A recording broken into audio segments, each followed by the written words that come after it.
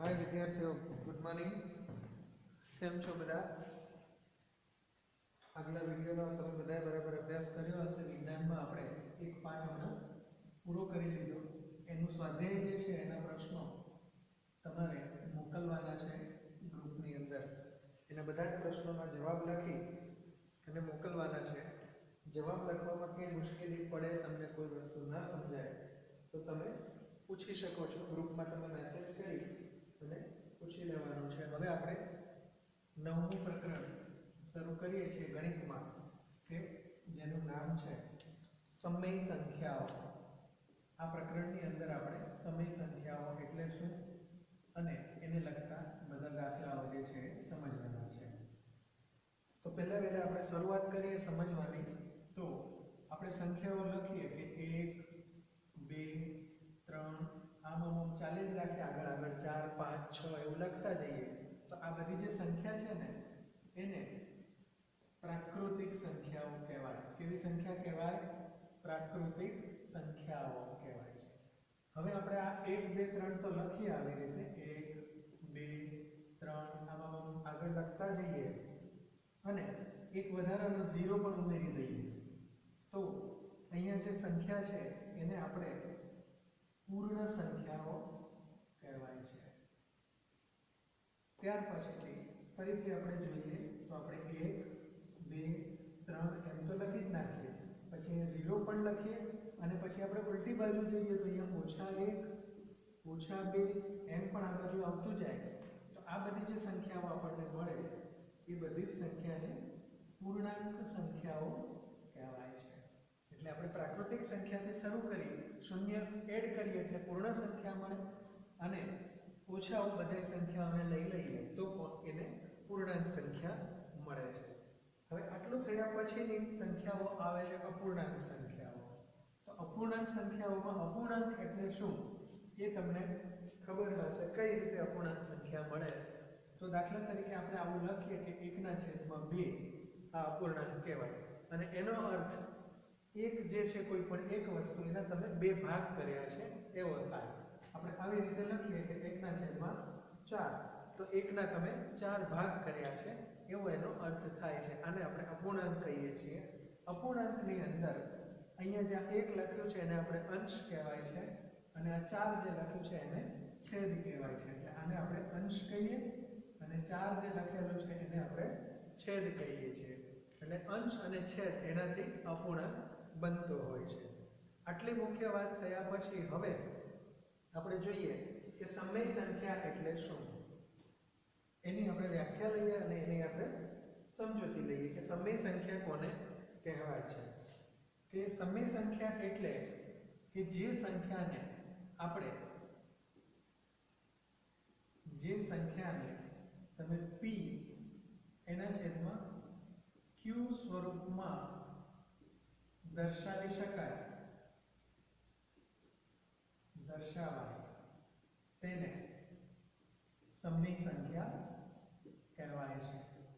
તેને સમય સંખ્યા કહેવાય છે જ્યાં p અને q જે છે એ પૂર્ણાંક સંખ્યાઓ હોય છે। એ કોઈ પણ પૂર્ણાંક સંખ્યાઓ હોય છે। એટલે કે એ 1 2 3 4 હોઈ શકે, 0 હોઈ શકે અને ત્યાર પછીથી એ પૂર્ણ સંખ્યા અને પૂર્ણાંક સંખ્યા સુધી માઈનસમાં પણ હોઈ શકે। પરંતુ એક વસ્તુ આપણે ધ્યાનમાં રાખવાની કે અહીંયા q બરાબર જે છે 0 ન થવું જોઈએ, કારણ કે છેદ 0 થઈ જાય તો સંખ્યા જે છે અવ્યાખ્યાયિત થઈ જાય છે। દાખલા તરીકે કેટલીક સમય સંખ્યાને હું તમને ઉદાહરણ આપું કે આપણે કોને સમય સંખ્યા કહીએ તો 4 લખ્યા મેં, આ 4 સમય સંખ્યા છે। કઈ રીતે? તો કે આ 4 જે છે ને એને હું આમ 4/1 લખી શકું, કારણ કે 4/1 એટલે 4 જ થાય। કોઈ પણ સંખ્યાના છેદમાં 1 તો આપણે લખી જ શકાય। તો આ p થઈ ગયો, આ બરાબર p થઈ ગયો, આ બરાબર q થઈ ગયો। તમે આને p ના છેદમાં q એવા સ્વરૂપમાં દર્શાવી શકો છો। બીજી સંખ્યા આવી રીતે લખો -1/2, આને પણ આપણે સમય સંખ્યા કહી શકાય। શા માટે? તો કે અહીંયા આ 1 જે છે p છે અને આ છે q। -1 ને p લઈ લો અને 2 ને q લઈ લો, અથવા 1 ને તમે p લઈ લો, -2 ને q લઈ લો, કદાચ એવી રીતે પણ લખી શકાય છે। પછી આવી રીતે લખ્યું હોય કે 3/4, તો 3 છે p છે અને 4 છે q છે, અથવા p બરાબર -3 અને q બરાબર -4 એટલે ઓછા ઓછા પછી કેન્સલ થઈ જાય અને એ જ સંખ્યા પાછી મળી જાય. આ બધા જ સમય સંખ્યાઓના ઉદાહરણ છે. હવે પછી આપણે સ્વાધ્યાયને શરૂ કરીએ. આટલી જે વસ્તુઓ છે આ સિદ્ધાંતોને બરાબર સમજી લેવાના છે અને યાદ રાખવાના છે. હવે આપણે એક્સરસાઇઝ શરૂ કરીએ કે નીચે લખેલી સંખ્યાઓની વચ્ચે આવતી 5 સમય સંખ્યાઓ લખો. એમાં આપણને આપ્યું છે કે -1 અને 0. -1 અને 0 ની વચ્ચે આવતી 5 સમય સંખ્યાઓ આપણે લખવાની છે. તો આને કઈ રીતે લખીશું એ આપણે જોઈએ.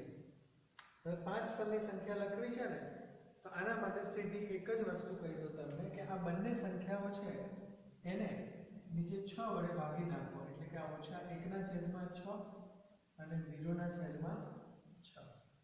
બરાબર. તો હવે બંનેનો છેદ સરખો થઈ ગયો અને સમછેદી અપૂર્ણાંક કહેવાય છે. હવે આપણને ખબર છે.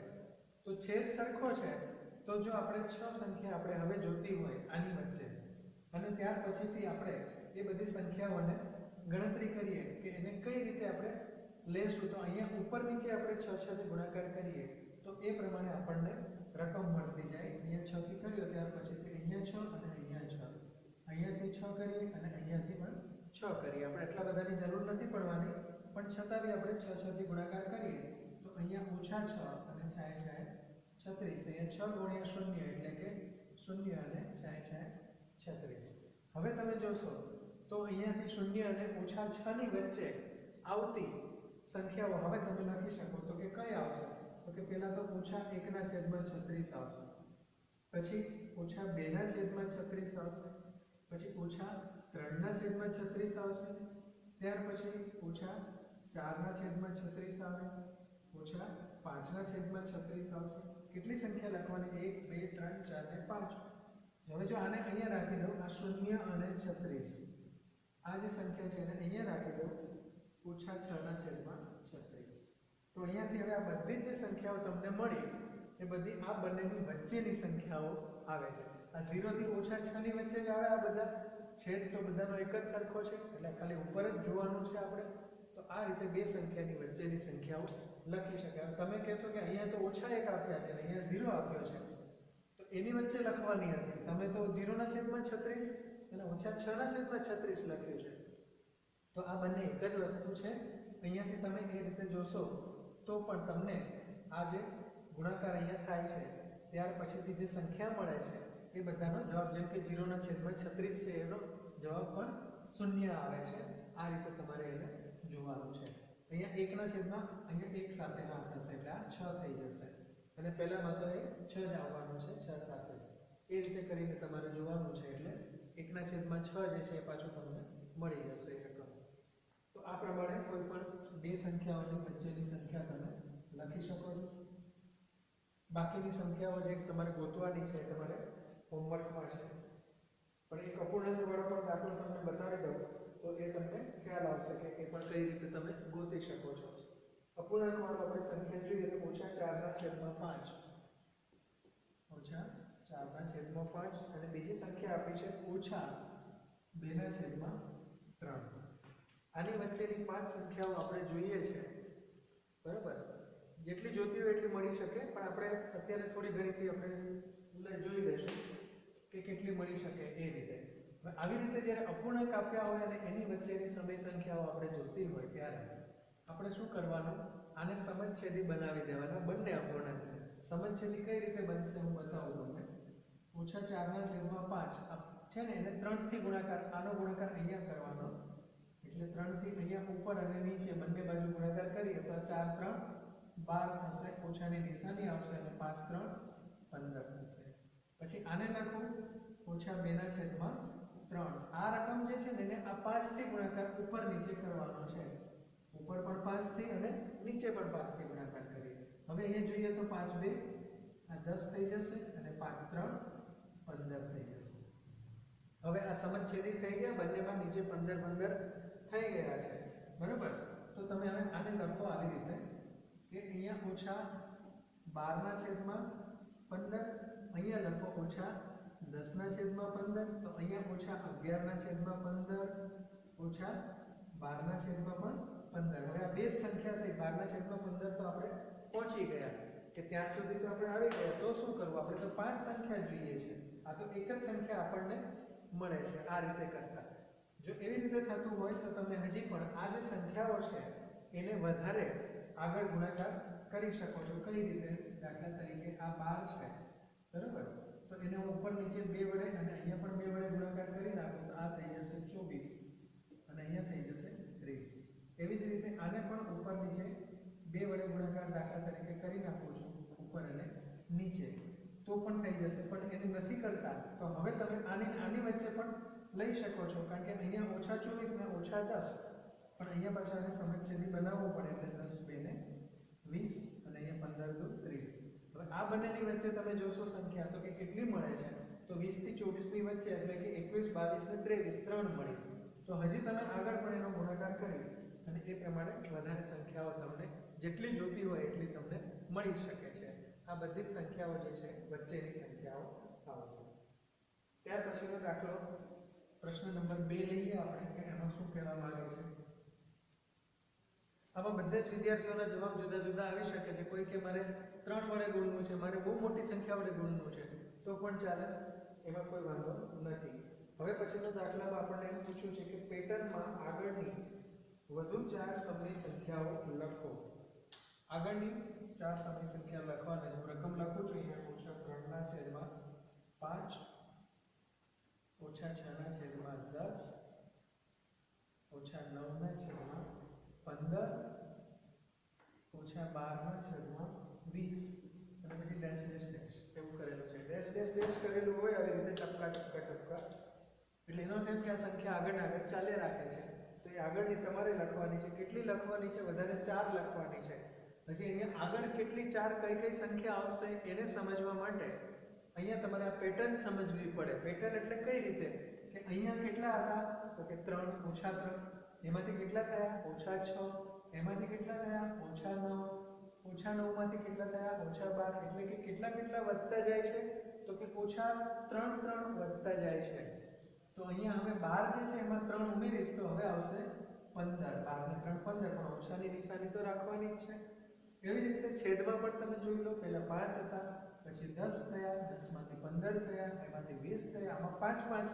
ઉમેરતા જવાના છે તો 20 પછી જે છે એમાં આવશે 25 એટલે હવે આ સંખ્યા અહીંયા આવી જશે હજી તો આપણે હવે 4 ગોતવાની છે આ એક ગોતી આના પછી તો કે ઉપર હજી 3 ઉમેરીએ તો 15 ને 3 18 થશે 25 માં બીજા 5 ઉમેરીએ એટલે 30 થશે ત્યાર પછી આગળની હજી એક આપણે જોઈએ છે તો 18 માં હજી 3 ઉમેરી દેશું તો 21 થશે અને અહીંયા આપણને 35 મળશે કારણ કે 30 માં આપણે નીચે 5 ઉમેરવાના છે અહીંયા હજી બીજા 3 ઉમેરી દઈએ તો -24 મળશે અને નીચે આપણને 40 મળશે તો આ બીજી 4 જે છે એ સમય સંખ્યાઓ આમાં આ જ પેટર્નમાં આગળ આગળ મળશે 4 ને બદલે 5 કીધી હોય કે 6 કીધી હોય જેટલી કીધી હોય એટલી તમે આગળ આગળ લખી શકો છો પણ જરૂરી એ છે કે આ પેટર્ન તમારે ઓળખી લેવાની કે અહીંયા આમાં કેટલા વધે છે કે ઘટે છે ઘણીવાર ઘટતા હોય તો એ પ્રમાણે પણ લખવું પડે તો ઓછા કરતા જવાના ઘટાડતા જવાના અને પેટર્નમાં આગળની સંખ્યાઓ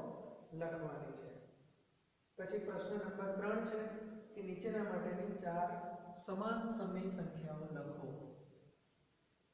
એક આપણને આપેલું છે એની અંદર છે -2/7 આ રકમ આપી છે -2/7 આની 4 એક સરખી સમાન સમય સંખ્યાઓ લખવાની છે આ સંખ્યાની પાછું એનું મૂલ્ય એટલું જ થવું જોઈએ એક સરખી સમાન સમય સંખ્યા લખવાની પણ પાછી બીજી 4 આના સિવાયની તો કંઈ નથી વાતમાં સીધું આને ગુણ્યા 2 ઉપર નીચે કરી નાખો 2 2 4 એટલે -4/14 આ એક પહેલી થઈ ગઈ પછી -2/7 ઉપર નીચે 3 3 થી ગુણાકાર કરો -6 અને 7 3 21 ત્યાર પછી -2/7 અને 4 થી ગુણાકાર કરો 4 2 8 એટલે કે -8 અને 7 4 28 પછી -2/7 ગુણ્યા 5 5 થી કરી નાખો ગુણાકાર 5 2 10 એટલે કે -10 અને 7 5 35 તો આ બધી સમાન સંખ્યા છે આપણે શું કર્યું પહેલા 2 થી ઉપર નીચે ગુણ્યા પછી 3 થી 4 થી 5 થી જેટલી જોતી હોય એટલી મળે અને આ બધી એક જ સરખી સંખ્યાઓ કહેવાય. આ છેદ ઉડાડશો તમે ઉપર નીચે બધા છેદ ઉડી જાય એટલે જે હતી એને મૂળ -2/7 આ પાછી તમને મળી જશે. એનું કારણ છે કે આપણે અહીંયા ઉપર એક 2 થી ગુણાકાર કરીએ અને નીચે પણ 2 થી ગુણાકાર કરીએ તો 2 ઉડી જશે એટલે આ જ વધશે બધામાં. તો આ -2/7 ની એક સરખી સમાન સમી 4 સંખ્યાઓ અહીંયા લખી. આ તમારો જવાબ છે. બાકીના દાખલાઓ બરાબર ગણો તમારી નોટબુકમાં અને કોઈને ડાઉટ હોય તો ચોક્કસ તમે ગ્રુપમાં પ્રશ્ન મૂકી શકો છો.